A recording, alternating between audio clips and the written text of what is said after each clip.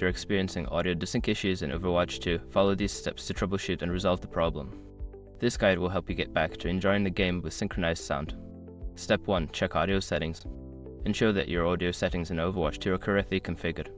Go to the Game Settings menu, navigate to the Audio tab, and make sure the output device is set to the correct 1, e.g. headphones or speakers.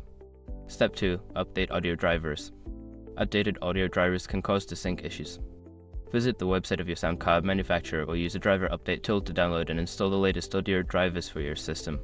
Step 3. Adjust Windows audio settings. Sometimes, Windows audio settings can interfere with game audio. Right-click the sound icon in the taskbar, select Sounds, and check the playback devices. Ensure the correct device is set as default and that enhancements are disabled. Step 4. Lowering game audio quality.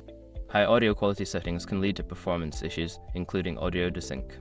In the Overwatch 2 audio settings, lower the audio quality or disable some sound effects to see if it improves synchronization. Step 5. Restart the game and system.